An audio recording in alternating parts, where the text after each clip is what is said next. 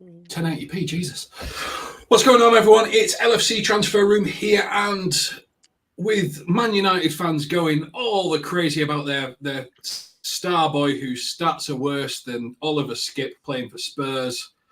For some reason, he is the generational talent. I thought we would have a bit of a chat about our potential generational talent and some players that we've got smashing their way through our academy, with Liverpool having more under 21 starters, from our academy than any other club combined. So to help me try and work out who our Starboy is, or if there is Starboys, plural, with a Z, if you want to be hip about it, I am joined by Clem, Race, and Stu. Clem, how are you this evening? It seems dark where you are. It looks like you're in a cupboard. Yeah, it's early morning in Australia, but glad to be with everyone and the chat, and look forward to talking about our Starboys. So we're in Australia. Race, you're in Canada? America? It's America or Canada? America. How dare you call me Canadian? It's the mustache. Yeah. No, it's all good here. Just ready for some games to pick up again. There's no more international breaks, right? We're just kind of in the stretch run here. Yeah. So this is the time. This is the when it gets down to it. So I'm just really excited to get back out there and see how things happen. And Stu, whereabouts in the world are you? Please tell if you're in the African continent. We really are ticking everything off, aren't we? No, I'm definitely not in Africa. I'm over on the east coast of England, so it's a little bit closer to home, and not very exciting either. So to be fair, but excited to talk about our young lads coming through the academy and seeing who we think is going to make it and who's not, or maybe the older. Maybe. And this is the thing for me. I think with young players, we're not going to focus too much on injuries and stuff like that. I think it's worth a conversation when we talk about Stefan Bajcetic because obviously he has been injured, and an injury can just ruin your development and stuff like that, especially when you're growing and stuff. But we're not going to focus too much on that. We're just going to assume everyone's fit, fulfills the potential, and goes. To start with, we're going to talk about Conor Bradley. Conor Bradley has made 447 minutes for Liverpool, 6 appearances, 1 goal, 3 assists. His average rating on Who Scored is 7.58, which is the highest of any Liverpool player. Granted, he's not played the same amount of games as Mo Salah and Virgil van Dijk and stuff, but Clem, he's demonstrating a level of ability at this moment in time that is first-team Liverpool quality, isn't he? Yeah, definitely. Probably the biggest surprise of the season for me in terms of just, consistency, impact over games, stepping into a position where, Trent has made his own for many years now. And I think consistency has really helped Conor Bradley. Out of all the youngsters we're going to talk about, he's probably the guy who's had the most minutes in one position. He's able to demonstrate, what he can bring to that right back position, which has been, flurrying runs up the wing, shots on target, assists, defending, at a high level. Some say better than Trent. We can talk about that. But Conor Bradley has just shown his pace as well. And in big games, cup final, big games in the Prem, hasn't really put a foot wrong, which is not something you usually associate with a youngster. I mean, I can't really think of a moment where he put a foot wrong. Can any of you? Not off the top of my head at this moment in time, but I mean, Race, he's come in. You could say he's in that, new relationship hype, isn't he? He's currently performing at probably a level that is higher than his natural ability would state at this moment in time.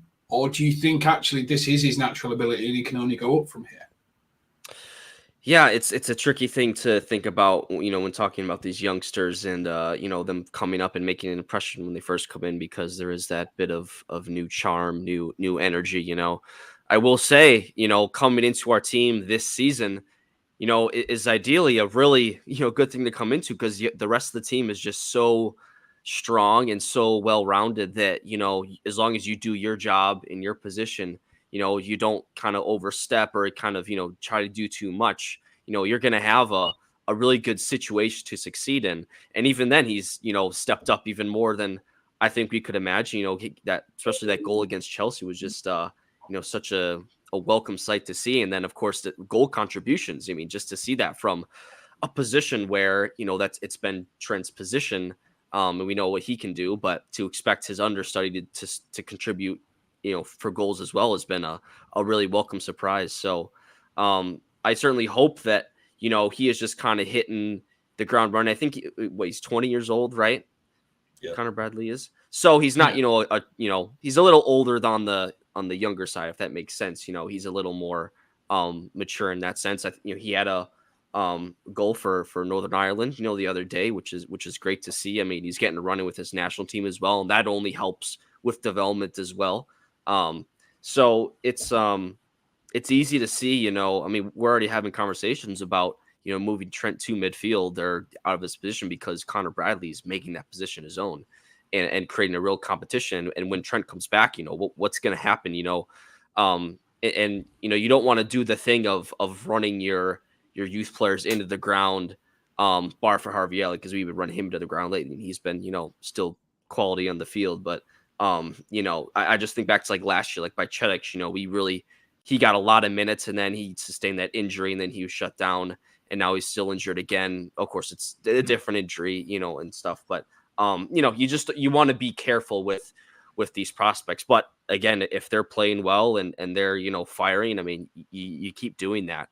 It's just been incredible to see Connor Bradley. And I agree with Clem. Like, he's been a really big surprise, arguably the biggest surprise I think anyone could have seen. I mean, I said when he first came into the team, I was surprised at how good he looked and how natural he looked out there, both going forward and defending as well. I think there's a case to be made. Like, is he already a better defender than Trent? Like, he's really been, showing a lot of promise on that side. So there's definitely some more improvement to make, but I think he's one. I think when you look at our list of Starboys, I think he's probably on the higher end just because he's shown in the team that there's a case to be made that he has a really bright future with us. I mean, I live in Bury, so it's in between Bolton, and that was where Connor Bradley was on loan for a year. And if you speak to any Bolton fan, he won Player of the Year. He was absolutely instrumentally dominated. You can see Liverpool are starting to make him invert a little bit more as well, starting to make him not just play as a standardised left back. But when you look at his defensive stats, Stu, Connor Bradley has most tackles per 90 minutes of 3.2 of any Liverpool player. Now, again, I'll say that he's only done 447 minutes, but teams have a plan against Liverpool, which is attack the right-hand side. We've brought in Connor Bradley. They've probably still gone with that plan, and he's just been like, yeah, that's fine. I'll tackle anyone. I'll take anyone on. I'll fight. I'll do this. And it really sort of shows that either naive or extreme confidence in his own ability to tackle that one-on-one type of situation, because it's not just been with Canate. He's had Quansah there. He's had Joe Gomez. He's had a whole range of things. So he really is demonstrating quite interesting defensive ability in comparison to, shall we say, someone like Trent, who gets targeted, but gets targeted because he gets pulled out of position, not because I think he's a bad defender, but that's a different debate. What do you think? Obviously, the stats don't lie. I don't disagree. Yeah, okay, he's played less minutes this season, but I think the evidence has already been commented on that he defensively he is just stronger than Trent, who at the end of the day has made that right back slot his own. And now Bradley's come along and shown what it actually is to be a proper right back defender. I think Bradley's future is strong simply because of that, because he can defend. And he's got the physical ability to back it up. It's not just the strength, but for a skinny lad, which he is, he's a skinny lad. He's pretty strong on the ball and pretty strong in the tackling as well. But he's got the pace to back it up as well. So if he's got somebody running at him, he'll keep up with him. The only thing is, obviously because Klopp's going the end of the season, depending on who the new manager is that comes in, I don't see Bradley naturally training into that sort of inverted fullback position. I see him more in the future as a proper wing back, just bombing up and down. I think that's where his strength will actually lie, in my opinion, anyway. Yeah, I mean, there's a lot of talk about do you play, if so-and-so comes in, they play with this inverted system, they play with that inverted system. Yeah. Could this mean this? Could this mean that? And I think really when it comes down to it is if you've got talent, you play to that, you build a structure that works for the talent of your team. Yeah. So if Conor Bradley is an up and down right back, you build a structure that's got an up and down right back. If he's a natural inverter, let's say like Trent, you build a system that's a natural inversion. I think where Stu makes a really good point, Clem, is how do you build a strategy if you're playing Trent at right back and then Conor Bradley's your backup, because they don't play the same game. And I think that's where people are struggling. Conor Bradley plays probably more your Ashley Cole type of I'll take you on one-on-one, I'll get up the line, but I'm not going to get you 25 assists in a season or anything like that. Whereas Trent's like, I'm going to dictate play, I'm going to cross field it, I'm going to set the counter attacks off and stuff. How do you build a structure for a team that has two players who play very differently? Yeah, it's a great question, but sticking on the positive side, I would say it's good to have two different types of players in the same position because it's versatility, and one could say it's redundancy if you have two guys that do the exact same thing. So it's up for a great manager, a great coach to, throughout the games to have that adjustment if they need up their sleeve. In terms of consistency, as you said, that's the tricky part, guys. And remember, we're in, sort of a rebuilding year that we didn't expect some of the things to happen this season that ultimately happened. And that's going to be good for the future, but we're still trying to figure a lot of things out. Conor Bradley's emergence really came about because of injury. And I don't know if you guys think he would have got this opportunity if it wasn't for injuries as well. Not saying he wasn't deserving of it, but sometimes injuries knock and the door opens for a guy like this. But I think a Xabi Alonso guy, that could really affect things because he plays three at the back from what I'm hearing. And, Bradley might not be as much of a fit in that system. Yeah. I mean, everyone's had the Alonso debate, haven't they, in terms of he plays three at the back, but the first time he's ever played three at the back is at Leverkusen, which may be the fact that he's seen a strategy with the players that he's got and he's built a system that appeals to his players. Yeah. So I kind of get it because obviously he's had massive success. He's potentially going unbeaten. Why wouldn't you implement that strategy? But when you've got a team that's built on wingers, which Liverpool is, he's not going to sell everyone and start again because FSG won't let that happen. So it's really interesting because in theory you could play that structure because you play Joe Gomez and Bradley could play like a Frimpong, but Trent could play like a Grimaldo. Robbo doesn't have the ability to play like Grimaldo, so he would have to play like a Frimpong, and then there's no one that can play that sort of. So it gets really interesting when you dig into it. In terms of what we do, Race, are we in a situation where Conor Bradley is going to be good enough if we continue at this pace? And I'll ask everyone, including the chat, this question. Is Conor Bradley going to be good enough to nail down that right back spot to such a degree that we allow Trent to move to his preferred position, which is, I think, probably right central midfield? I think in a ideal circumstance, that's probably what you want, I would say. I mean, that's a good thing to have.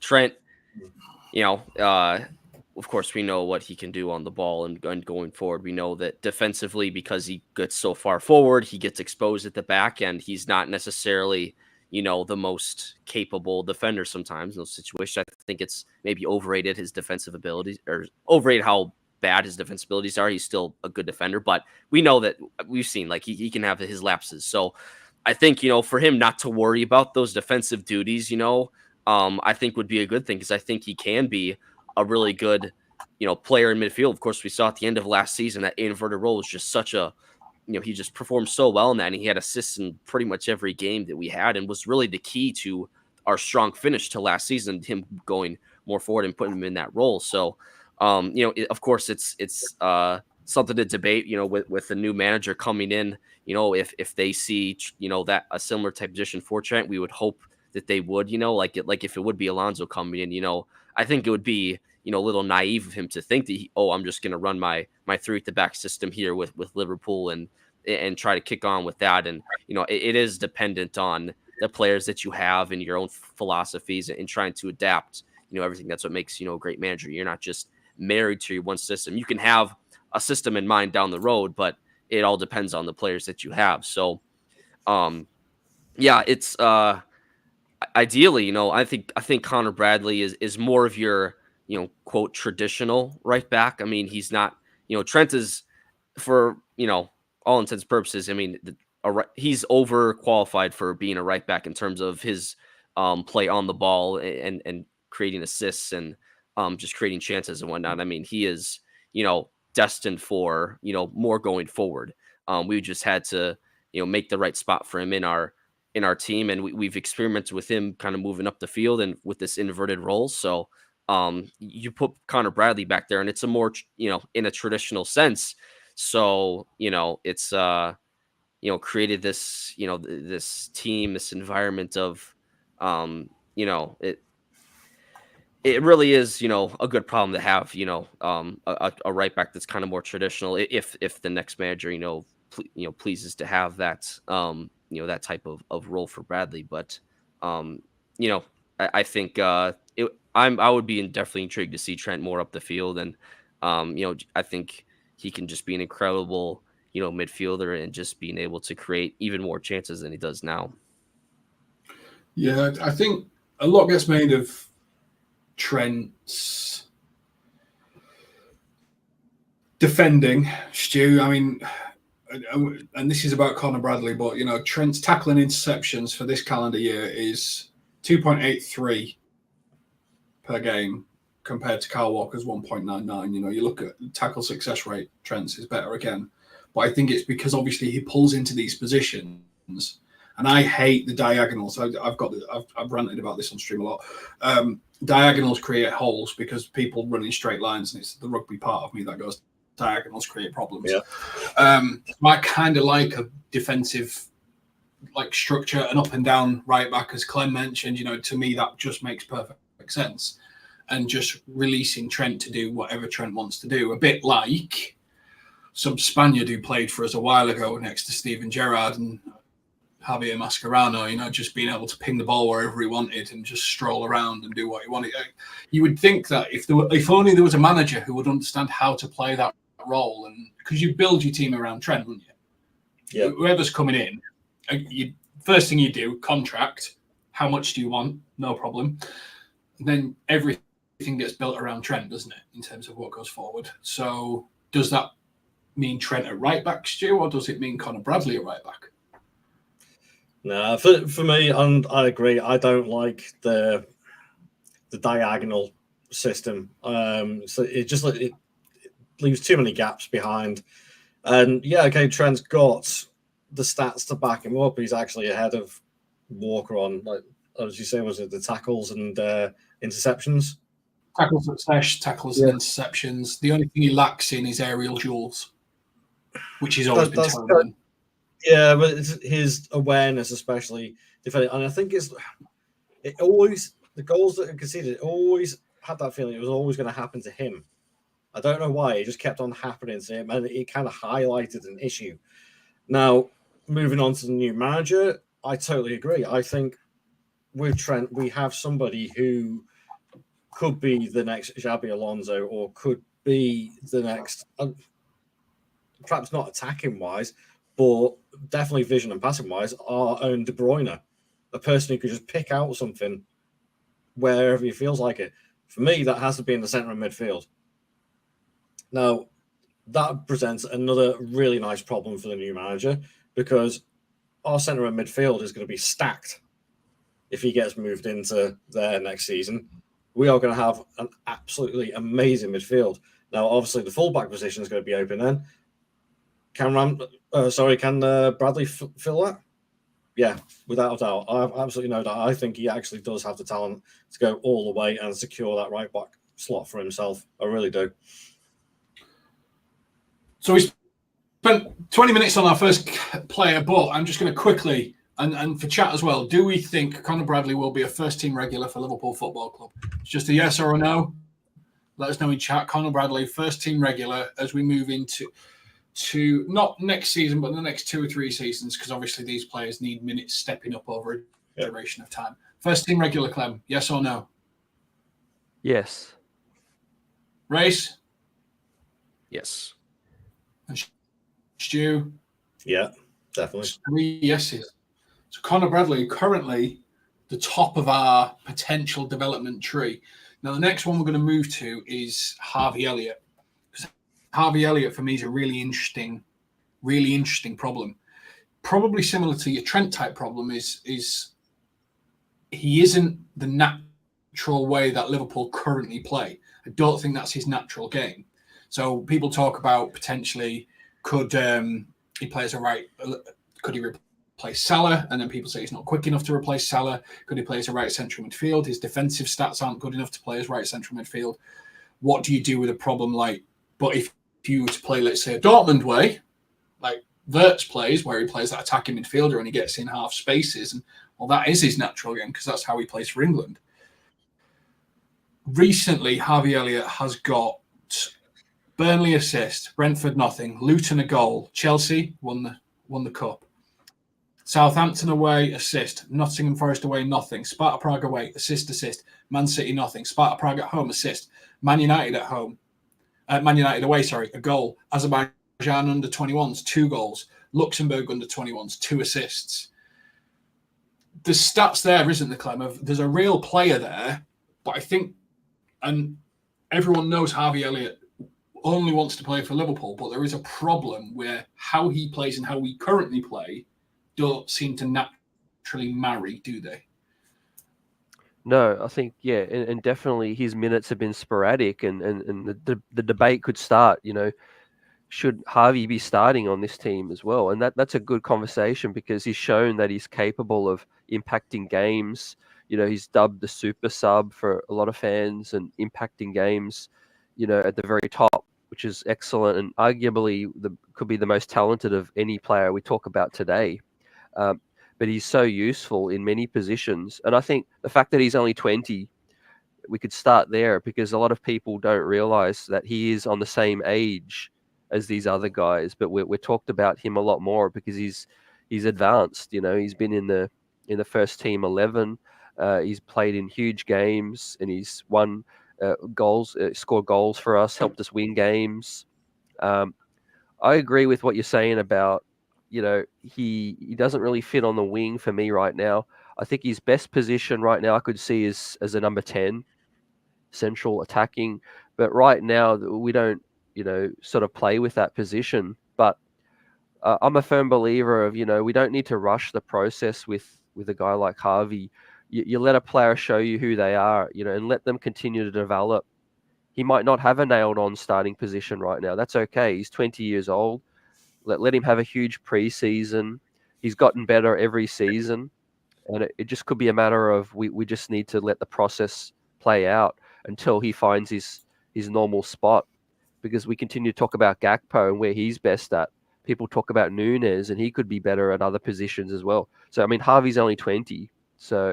But to your point, I do like him more centrally. I think he's got a great shot on him. The speed factor on the wing and the size could be somewhat of a disadvantage. But when he's direct, he's excellent. Race, I've got some stats for you. Just to really help confuse you in this situation. He's made 16 substitute appearances, got an average rating of 6.45 on Who Scored, which is actually fantastic for a sub because if you think about how long they've got to make an impact. He has started 12 times on the central midfield and he's got a 6.93 average Who Scored rating, which is again a very good rating. It's nearly anything above 7 is a really good Premier League player. Has a forward right, he started 7 times and he has a 7.3 rating. How do you solve a problem like Harvey Elliot? Is Clem got it right? You just move him around a bit, but at some point, you want him to, like what we've done with Curtis Jones. Curtis Jones now knows where he's going to play. He's left central midfielder. That's his job. He knows how he's going to do his job and move forward. You need that for Harvey Elliot at some point, don't you? Man, yeah, he's just an interesting, case of a player. You just don't know what to do with him, but like you want him on your team, and he's almost like, just kind of what the different roles he's played for us, kind of a manager's dream. Last year, you look at why we performed the way we did last year, and our midfield was kind of suspect, and Harvey Elliott played a lot in midfield, and so there was a lot of notion of like, oh man, is Harvey really kind of the player for us? Is he top quality? And this season, for a young player, I think he's benefited probably the most from our revamped midfield, just playing alongside those guys and being able to be a part of a midfield where he's not necessarily the number one creative outlet, in that group. He's not playing next to Henderson, Milner, Fabinho types. Like he's, able to join in on the fun, and contribute to the attack and chances and whatnot. He really is, just kind of a fascinating player. You look at the beginning of the season for us, coming mostly off the bench, impacting games, and then recently with all of our injuries, been playing a ton of minutes. I think he's, he's played like, almost every game for us, heavy minutes and stuff. But I think he's relished an opportunity because the first part of the year, he wasn't getting those minutes. And so now he's like, oh man, I get to play every minute of every game. Heck yeah, I can't wait to do that. And he hasn't really tailed off much. He's still producing for us. And so, I agree. I don't think, when I see him on the right wing, although you just mentioned, the stats that he actually can perform well on the right wing, I still like to see him more in midfield.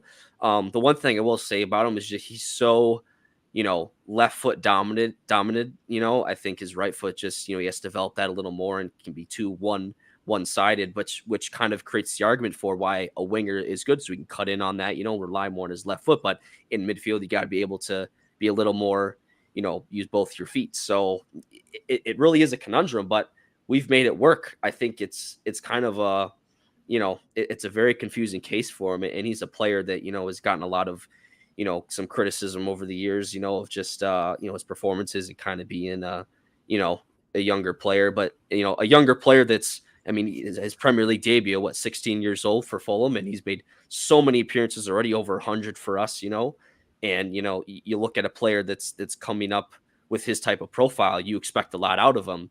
And when they're not, becoming a full-on star by this age, you wonder what's the, what's going on? Why isn't he, kicking on, especially with a manager like Klopp, who you'd expect to get the most out of him and create him that star. But he really is an interesting player, I think I couldn't tell you what the best position for him. I just think, he's in a team where we don't really have a spot for him, but we've made it work. And him being around such a talented squad, of course, I think Salah, he likes to have Harvey in that kind of the midfield position right next to him. I think he, enjoys him the most in that position, or, you see the chemistry they can have on the pitch.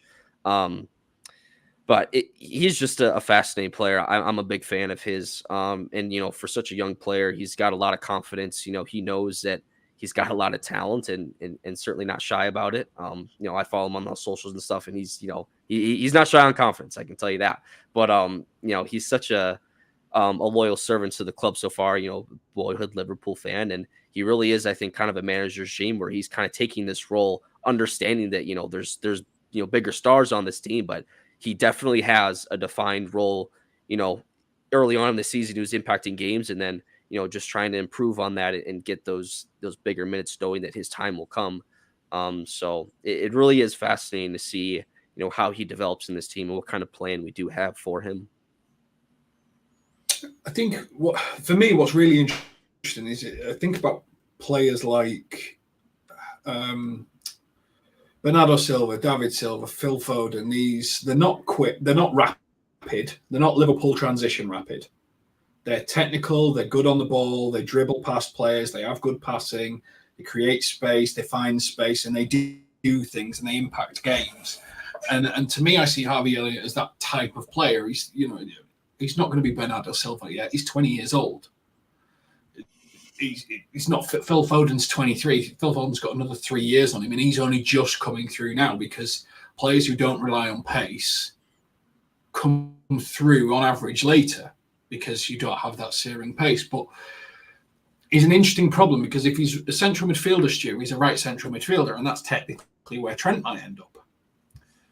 Or is he a left winger and you use Darwin's pace, and Darwin's the one who's got the free pace to run anywhere? How do you square the problem? Because he's not. You're going to have to rip him out of Liverpool. He's not going to leave willingly if you think get rid. But no, he's not. And again, it's a great problem to have.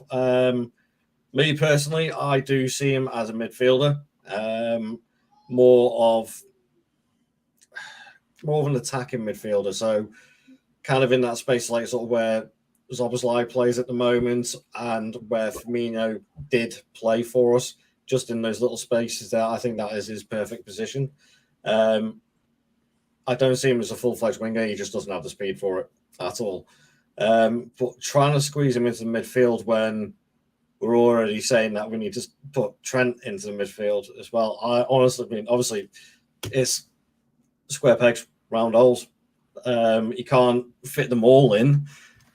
So does that bring on another question of saying, okay, do you let him go out on loan for a season at another Premier League club or something with guaranteed first-team football to help him develop a little bit more?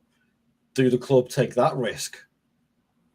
Because that's what we look at. Carvalho is a similar player, isn't he? Carvalho is exactly probably a similar player to Elliot, but Elliot, I think, has it more upstairs. I think he's got it more mentally and he's more determined. Yeah, I agree. But when you look at our midfield, like sort of say for the start of next season, as it stands, you're going to have Endo, McAllister, Bajcetic, Gravenberch, Szoboszlai, Jones, possibly Trent, and then possibly Elliot. I mean, that's 8 midfielders for 3 slots. That is a lot of people to keep happy with the amount of game time, which we will do, because we'll be in all competitions to start off with, and it's down to them to stay in the competitions. But that's why I'm saying, is it worth doing what we've done with Carvalho? Because he's going to come back, and also not forgetting Tyler Morton as well is another central midfielder. So we're looking pretty stacked, as well as a couple of the other young kids that have come through this season. It's a nice problem to solve, not just for the new manager, but for the club also. But obviously, Elliot's got to think about what sort of game time he's going to be getting for himself. Players aren't going to be injured all the time. So that presents a conundrum for him personally. I don't want to see him go. I absolutely love him as a player. I think he's brilliant. But obviously, he's got to look out for himself as well. I think for me, when I think about it, like, I just think he needs to find his position and fight for it, because you don't. This sounds really bad. I'm a massive fan of Joe Gomez, but you don't want to end up in that conundrum where you're the solution to all secondary problems. Yeah. You're not the primary choice for anything. And he's 26 and he's a solution to all secondary problems. And he's exactly what you want in a squad. But that's not what Harvey Elliot wants. Harvey Elliot wants to try and be first choice at something. And how does he do that? I mean, he's had 2,000 minutes this season, so he's not shy on minutes. It's just, how do you do it? So, seeing as we're only on 2 players and we're half an hour in, we'll speed it up as we go. But Harvey Elliot, do we think he's going to make it at Liverpool? Do you think he's going to need to be loaned out, or do you think it's just going to depend on who the new manager is? Do you think, sell, keep, loan? What are you doing? Is he going to make it? Clem? So I'll say, I'll keep it simple. He has the talent to make it. Whether he does, it will be a matter of circumstance. Race? Yeah, I think new manager coming, I think that'll be really dependent on what they see for him in his role. So I'd like to keep him around, definitely, but we'll have to wait and see on that, I think. Stu? Long-term future, yeah, I definitely see him making it at the club, but I think for his short-term, I think a season-long loan somewhere will help. I think next season he'll probably play impact sub. Long term, I think it depends what happens with our manager and who our main striker is. And I say who our main striker is because if it's Núñez, I think he can play left wing because Núñez has so much pace he can cover an entire front three. If it ends up being our next player, which is Jayden Dans, who doesn't have the same pace as Núñez, which very few people have the same pace and relentlessness of Núñez, I think he probably need more pacey players to sort of cut that off. But we're going to move on to Jayden Dans. Now, he's only played a couple of games, but anyone who's watched any of the under 23s or under 18s or anything like that, this guy has the habit, Clem. He just seems to have the habit of appearing where the ball ends up and having a strike on goal. And there are not many players that are available anywhere that just have that habit of being in the right place at the right time. What do you think? I mean, he's a big guy. I think he's 6 foot, isn't he? Jarrell Quansah's next. Jayden Dans. He's a big player. He's not slow, but he's not Núñez. Not many players are. What do you think of his chances of making it through? Or do you think, as Stu mentioned earlier, maybe a loan, something like that, get him some minutes in Championship? Great question. I've heard a lot of discussion around a loan, and I think it does make sense. However, it's not something that I would do. I would like to keep Dans for next season because he's shown he can come in and he knows where the goals are. He has that sixth sense that sometimes you just can't teach. It's in his DNA. A lot of the younger players coming up, when their father was a player, they're around the profession. They evolve faster than some other players as well. He looks ready. I'm not going to lie. He really looks ready. He would kill it in the Championship if he did get on loan. But a lot of the conversations around the summer has taken place around our forward line, and there might be some players outgoing. We don't know what Edwards is going to do, but he's on low wages, young player who you don't want to hold back because, as the topic of today's show, he could be the next Starboy. For me, he's an out and out 9, right? And some of those, players, you can't teach that. Yeah. Race, I'll give you the stats again because it seems to work that way. Clem gives us his first opinion. You get the data. 23-24 season, he has made 21 starts. He has scored 18 goals. This is for under 18s, Premier League 2, FA Youth, Premier League, EFL Trophy, FA Cup, and EFL, and got 4 assists. He has a goal contribution in more than every game that he's played, and nearly a goal a game. There hasn't been a Liverpool prospect come through at that sort of rate from a 9. You're looking Owen and you're looking Fowler. And I would say he's probably more Fowler than Owen for me because I don't think he's got that sheer explosiveness. 1.83 meters, that's 6'2", isn't it? Someone will tell me. If Helio was here, he'd have told me. Jay says play Dans in Europe and Cups. What are you doing with him, Race? Champions League. I'll be honest. You dropping him Champions League? Really? Yeah, I'll be honest. I see some of the discourse going on about him and with Cody Gakpo in poor form. There's been a lot of shouts of getting Dan's minutes over Gakpo. And to be honest, I think that's a little premature to say, and that's a conversation more about Gakpo and Dan's. But he's only played about 60-ish minutes for the first team. He came on in the League Cup and got a couple goals in the FA Cup as well. Credit to him. But I think it's like, I just haven't seen much of him, with the senior team. I know obviously what he's doing in the youth ranks is impressive, and as you mentioned, it's kind of he's definitely standing out there. But for me, I would definitely want to see more of him, just with the first team than to put on kind of the other guys we discussed here. I think, we're talking about Harvey, who's played a bunch of minutes, and Connor Bradley's had a consistent run in. Yeah. So, I mean, Dan's, it's just early to see, him as kind of a long-term prospect right now. He's just kind of still a true youngster for me, in the sense of, we just kind of let him do his thing, with the youth ranks. And if you think a loan move is the next step up for him, then you do that. Just breaking into our front line, I think you have to have so much quality. You look at Nunez, Gakpo, Diaz, Salah, Jota. I think for a youth player to come in as a forward, as a striker, you just have to really be something special. And not to say that what he's doing at the youth ranks isn't, but just from what I've seen, I don't see him really deserving any minutes ahead of those guys, other than in cup games where we're starting youth teams and stuff like that.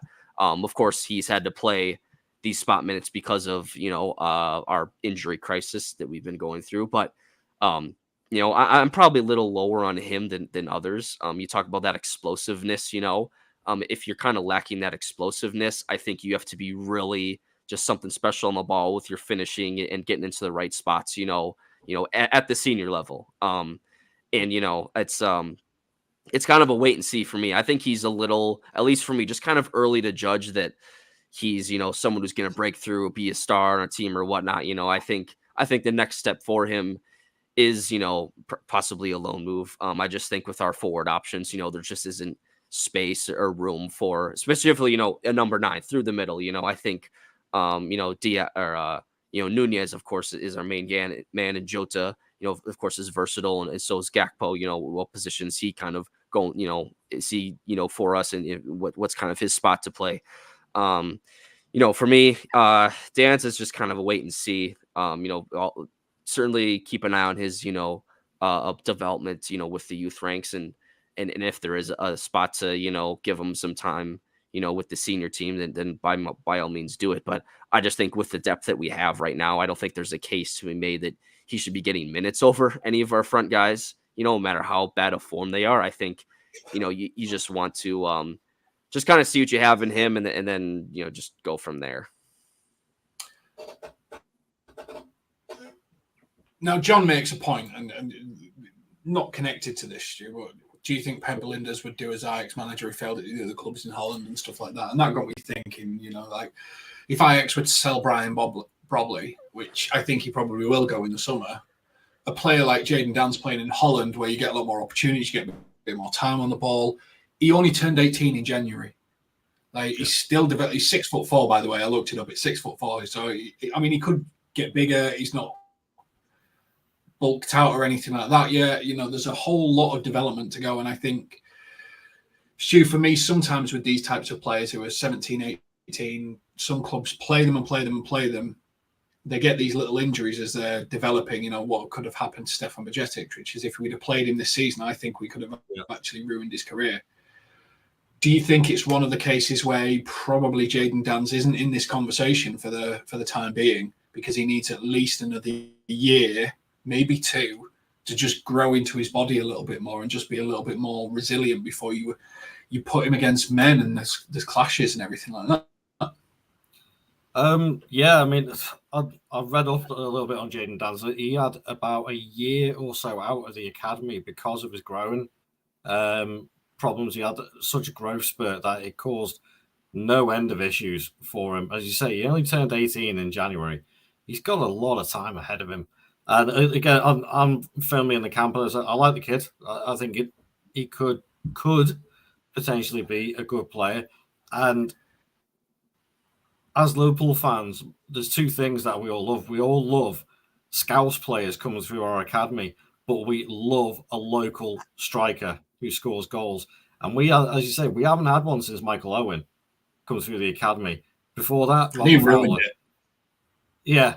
Michael Owen, I'm not even going on to that subject. So, but he was our last academy striker. And that as Liverpool fans, we've always loved Scouse players coming through the academy. But more than anything, we love a number 9. Jayden Dans could be that, but again, yeah, he's had growing problems. Will he get the game time, as Ray said, over players that are already in the squad? No, not if they're all fit. So the only logical answer to that is send him out on loan. Great suggestion, though, for going for Ajax. I think that could actually really work well for, but if Linders does go in there, that could be a great shout. Because the Dutch league, I mean, it's not a hard league, but it's tough enough, especially for a young striker. And you see the amount of players that come out of Holland who are just absolute class after a few years of playing there. Yeah, I don't see why not. I think that's a great suggestion. Didn't even think of it, to be fair. Well, that's thanks to John. Jace Hickman says Alonso and Amorim would give Dan's time. And I think, Jace, I'd love to agree with you, but if your entire, you've got 6 months to make an impact, if you're either of these managers, I'll say. Alonso probably has a year. Amorim probably has 6 months before the fan base decide you're good enough, you're not good enough. How much of that do you risk on an 18-year-old and how much stress do you put on that young kid's body? You would rather put that pressure on a player like Cody Gakpo, who knows what it is to be a professional footballer and is an incredibly mature Cody Gakpo when you think about it, and players like Nunes, than you would a young kid. I think the reason Klopp's so comfortable for me is because he knows he could never get fired. I mean, he even said it, didn't he? No one's ever going to fire me. I've got to make this decision myself. Whereas Alonso, Amorim don't know that. And that's why so many clubs are so scared to play kids. And I think that's part of the reason why FSG are looking for a second club. Fire all the kids there. Safe, fail ground. That's genuinely my main thought of their preference for this. And that's potentially a reason why I see wherever Linders ends up, just getting loads of the academy and getting them first team minutes and creating that link with Liverpool on the hope that one day he can come back as Liverpool manager. Because I think Linders wants to prove himself further up because he knows he would only get 6 months as Liverpool manager if it didn't go well. So I agree with you, Jace, but I also disagree with you at the same time. I'm probably on the Dan's on loan. I think he deserves to play against men next season. And I'd probably send him somewhere. And I wouldn't judge whether he'd be good enough for Liverpool yet until I've seen him play more against men. Clem, where are you on this? Yeah, I love the points that you guys made about the loan, and I wouldn't be against it, but my preference would be to keep Dans. I think maybe one of Jota or Diaz might be outgoing this summer, and you think how thin we might be a little bit. We could find some minutes in some of these competitions as well. I think he'll be because he's so young, he'll be fine being on the bench as long as he's in the squads. I think I would lean towards still keeping Dans. Especially if you keep Salah. I think there's something about keeping Salah and his finishing mentality. I think if Salah goes, it's a different thing for me. But I kind of get it. Race, where are you? Yeah, I think a loan move is a possibility, or I think it would be my decision. Just because, again, unless we, change up our forward line this summer, sell some players, and a spot opens up. But right now, currently, with what we have, I would say there's not really a spot for him to kind of develop with the first team. So I think a loan, unless they want to keep him with the youth ranks and let him fire, and that's fine. But I think a loan move would be best. I would think that, just naturally a championship, I think would be a good spot for him. I think Ajax, I wonder how much minutes he would get with Ajax, kind of a bigger team, but if Linders in there, there's a connection, but definitely a loan for me. Stu? Yeah, again, loan. And to be honest, I would actually send him to Tranmere to go and play under his dad. Ooh, is that not a bit low? What are Tranmere in League Two? They were struggling in League Two, but they've actually got an outside chance of actually making the playoffs now.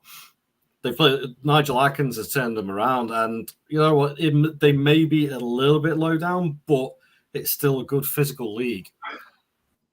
League One might be a good shout because they can bring him in and out, and I think the Championship is just brutal. A bit like what they did Conor Bradley and Bolton. like a promotion chasing League One team. I think if Tranmere promote, maybe. I think if they don't, you can't put him in League Two. I think it would stifle his development. Maybe, but I think something like I'd agree on the Championship side of things. I think League One would be probably the perfect, like, sort of nurturing ground for him. I could definitely see that. I think the Championship would be a little bit tough on him, especially seeing as he's still growing and physically still getting to what he needs to be. So I don't know. I think maybe keeping him around for the first 6 months of next season, and then see what happens. Yeah, Clem makes a great point, and Jace is back. Counter argument. Owen was 17, Fowler was young when they came through, and whilst I agree on Michael Owen's peak was 17 to 22, because it was all explosive pace, and he was a brilliant, like the most explosive player we've ever seen. But obviously, from that point, he went down. I think Dans isn't that explosive a player, but I think we're all on there. Keep him around for 6 months. Bring him off the bench when you can, play him for the under-23s, manage his minutes, keep his development, especially if you keep Salah around. I think he could learn, and Jota. The amount he could learn from Salah and Jota alone day to day is probably more than he could get from any loan. Yeah. So, okay. But we're not going to assess whether or not he's going to be a future star because it needs a little bit more time for me. I think that's right. I think that's fair. The next player I've got on the list is a player nobody saw coming. Jarrell Quansah. When I saw him play for the under-23s, he always had a mistake in him. He was always like he would try to get the ball and win it too quick and stuff like that. He came in, big Verge next to him, talked him through games. I mean, Clem, this guy saved us best part of £70 million, hasn't he? Oh, and some. Look, you just love a local product as well. That's a defender. Stu mentioned, we're brought through the illustrious attackers, but to bring in a guy who looks like a Virgil van Dijk clone at the age of, 20, is he? Yeah, he's 20. Yeah. 21. Yeah. So Quansah's 20. What's stood out to me most recently is how calm he looks on the ball. One of those players that look like they've got more time than they actually have. And that's great for a defender because, some of these defenders that are young, they panic a little bit, but not him. And maybe that is Virgil rubbing off. Maybe that just is him, and he's got that calmness, that composure in him as well. Perfect size for a centre back for me. Perfect frame. He glides on the ball as well. I mean, you said it, James. He saved us a boatload of money, and he is a guy who you keep around, and he's come in and really is our third string centre back right now, which is a credit to him because this came out of left field for me. Yeah, nearly 6'3" race, plays left centre back, right centre back. So far, has played 1,500 minutes, average who scored rating of 6.78, which is slightly below the 7, I would say, for good season threshold. But for a 21-year-old now, sorry, he was 21 on the 29th of January. For a 21-year-old in his debut season, it's unreal. That type of numbers, and now he started making the Matip runs as well. In the last couple of games, he started doing the little mazy little Matip runs, which is even more impressive than this. It's like I said, it saved us thousands, hasn't it? Millions, even.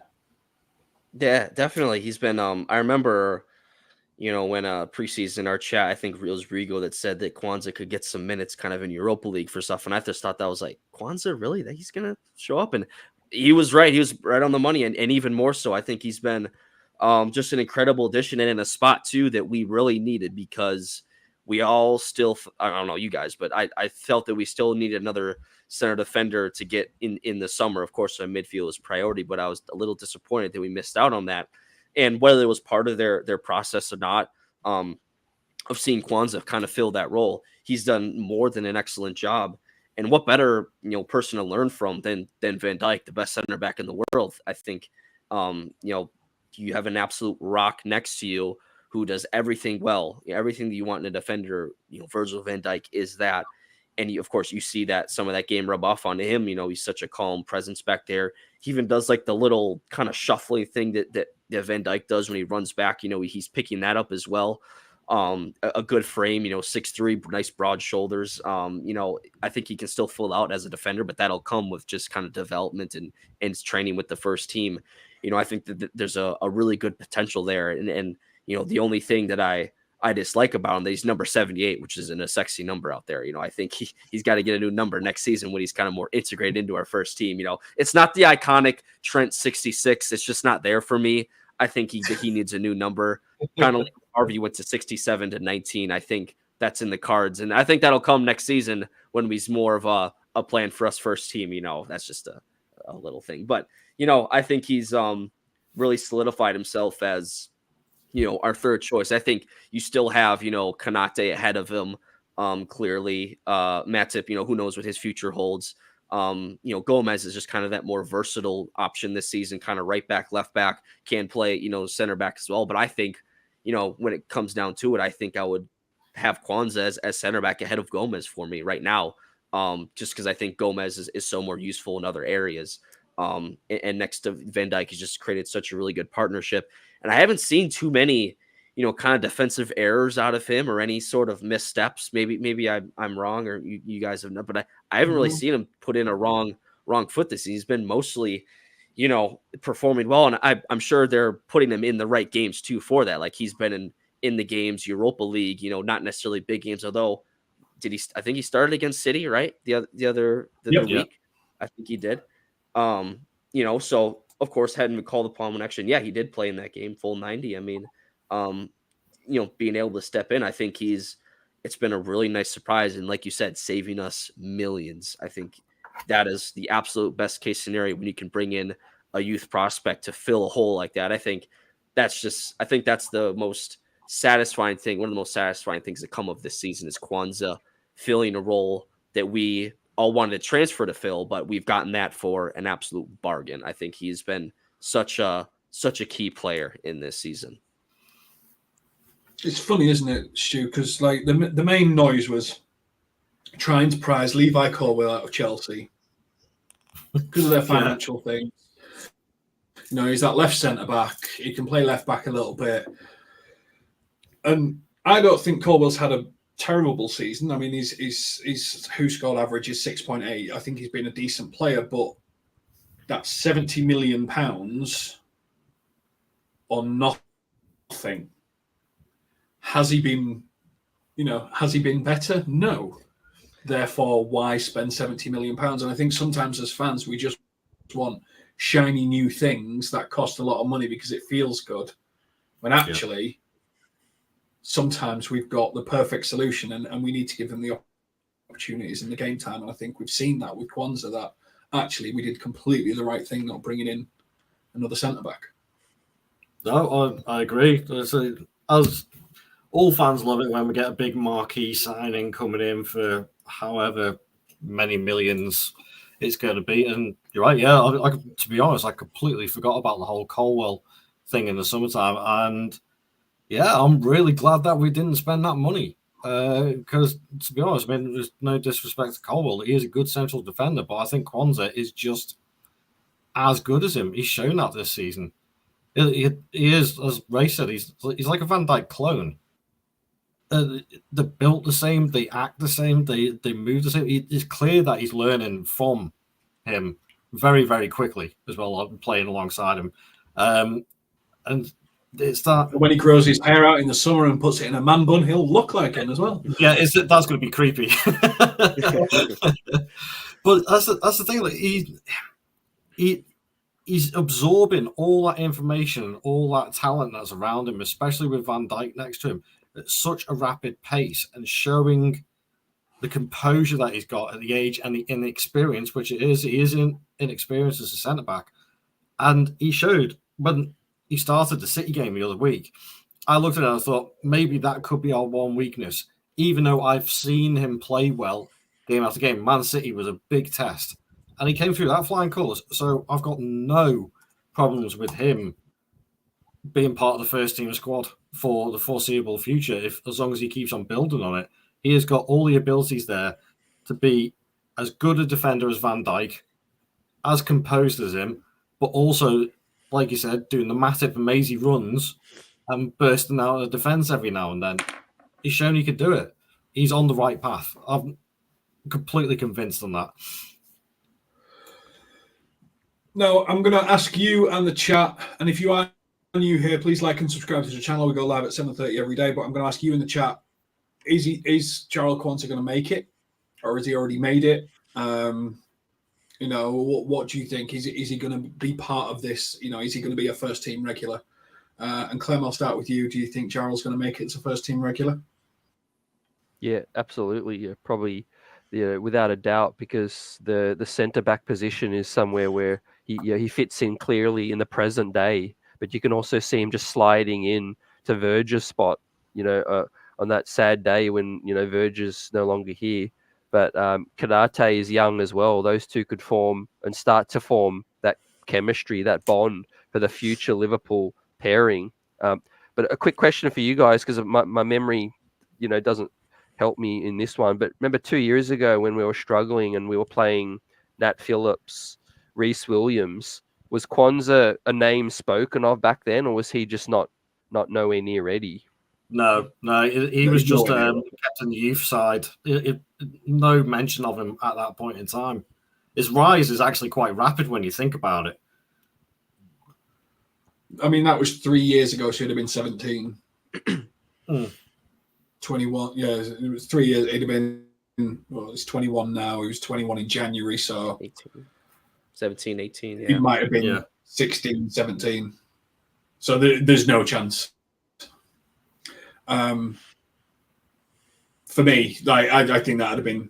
I mean, it was suicide to play Reece Williams and Nat Phillips together, to be completely honest. And it still annoys me to this day that Nat Phillips earns 60 grand a week, because Kelleher's on 10 grand a week, and Nat Phillips is on 60 grand a week, and Adrian's on 60 grand a week, and Nat Phillips is on 60 grand a week, and Kelleher's on 10 grand a week, and Harvey Elliot was on 35 grand a week, and Jones was on 15 grand a week, and Nat Phillips was on 60 grand a week. Nat Phillips was on 6 anyway. Race, do you think he's going to make it? Yeah, I think so. I think he's really plugged a big hole for us. Future captain. That's a quite a shout there. I mean, that's a bold one. I don't know. We'll see about that, but I think he's definitely made our team. Real quick though, I do have to say I have to get going, unfortunately. I didn't realize the stream was an hour later for me here with the time change. I haven't been on, so I got to take off, unfortunately. Time changes over this weekend, so we'll go back an hour this weekend. Oh, okay. All right, perfect. Well, yeah, thanks so much. I'll see you guys later, but I got to get going. See you later, mate. See you later. I don't even remember him being here. Who was? It was always three of us, wasn't it? Stu, future Liverpool captain. Potentially, yeah. I don't see why not. I may be wrong. He may have been the under-18s captain. In our youth side, I think he's England under-21s captain as well at the moment. In the last couple of games.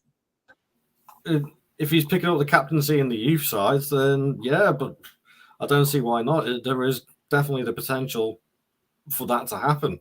And again, another scouser coming through the system who potentially could be a captain for the club. The things that you love to see as fans at the end of the day. And now we've got 3 players left. FSG love saving a bit of money. Oh yeah. Well, so we got 5 players left, and I'm gonna force you to kick some players out. I'm gonna force you to say some players won't make it. What? So we've got 5 players. I want you to select 2 that are going to make it, 2 that aren't going to make it. And then there's just one who's, they'll either make it or won't make it. You don't hang your head on it. And this is the same for anyone in chat. 2 players that will make it from this list, 2 players that you don't think will make it. Right, here is your list. Bobby Clark, Stefan Bajcetic, Owen Beck, Lewis Koumas, and Ben Doak. 2 players that you think will make it into the Liverpool first 11 on a regular basis in their future.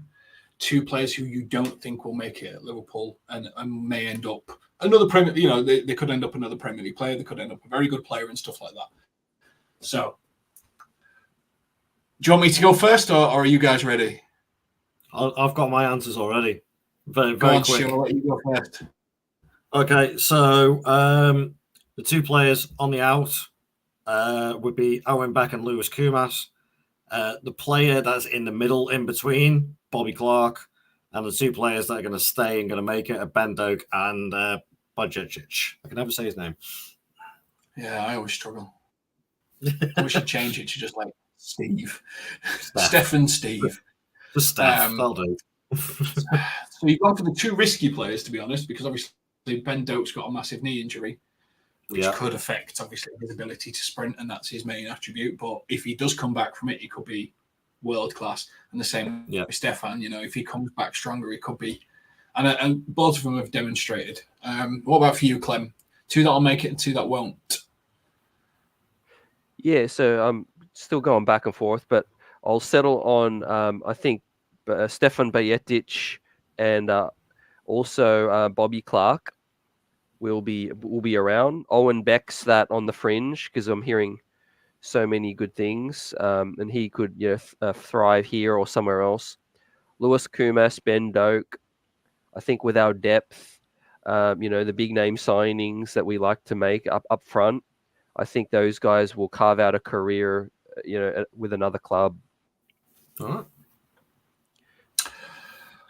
For me, I think it will be Stefan and Owen Beck that will make it. I have a gut feeling Owen Beck's coming into the first team in the next season. And I don't think he'll start next season, but I think Kostas will go. And I think he'll replace Kostas, and eventually he'll replace Robbo, because I think he's that good a player, Owen Beck. And I think Liverpool think that highly of him, which is why they're moving him back and forth from Dundee. I think Ben Doak's my middle, because I don't know how he's going to be after this major injury. I don't know if it'll reoccur and stuff like that. He's come at a really bad time, just as Stefan's came at a really bad time. And I don't think Lewis Koumas will make it. And I think Bobby Clark flirting with Newcastle in the media will probably mean we will sell him, because we don't like our players flirting with other clubs. So I think I've completely forgotten the name. The new guy that's coming. Well, Edwards? Edwards, yeah. I think Edwards will just get on the phone to Newcastle and say, give us some money if you want him. Especially if he has a couple of good carries on at this level of performance. So, yeah, I think he'll be sold. Now, Jace says Clark and Bajcetic stay, Doak maybe, but Beck no and Koumas no. Bobby Clark and Bajcetic will make it. Koumas won't make it. And then Lee Clark I feel a little bit said himself.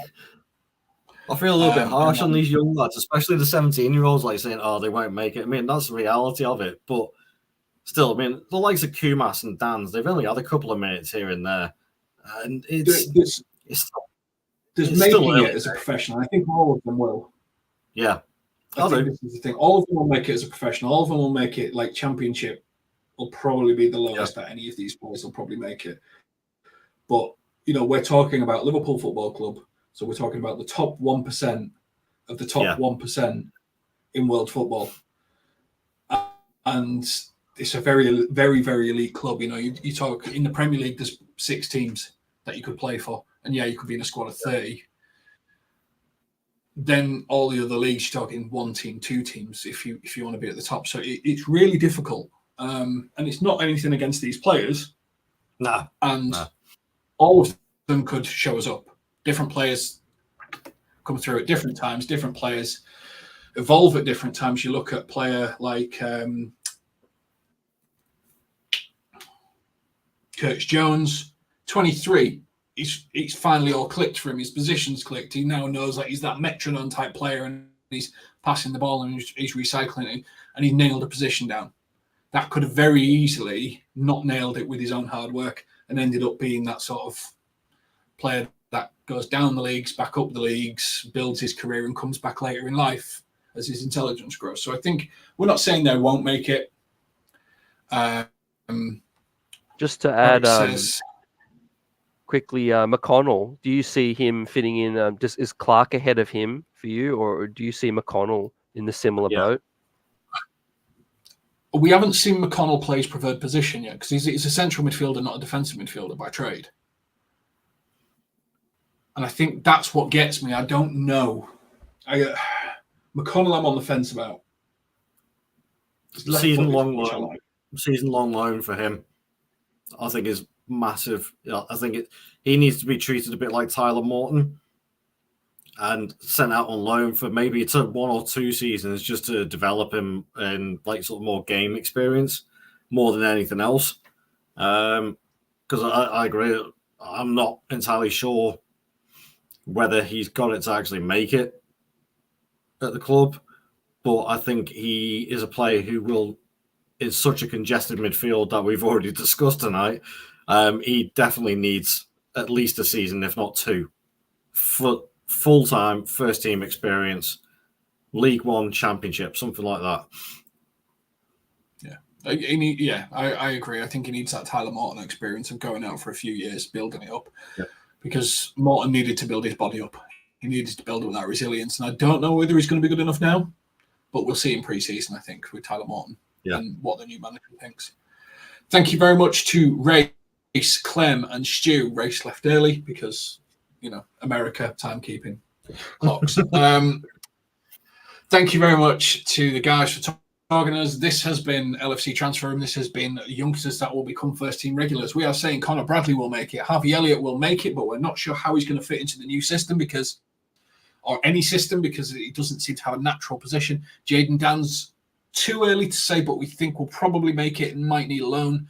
Jarrell Quansah, potential future Liverpool captain.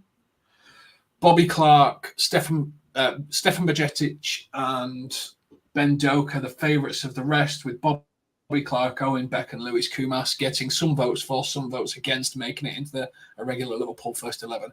That is 1, 2, 3, 4, 5, 6, 7, 8, 9, potentially 9 first-team players that we've gone through. All have had minutes this season. This is absolutely crazy. This is why you pick a manager, you stick with the manager, you allow the fan base to get behind the manager, because that way they can bring in players like this and not everyone's like, out. This is one of the reasons we need a long-term successor at Liverpool and not just another manager and another manager and another manager, because we need to bring these kids through. Thank you very much, everyone, for joining. Make sure you like and subscribe. This is LFC Transfer Room, and we'll catch you on the next one. Take care.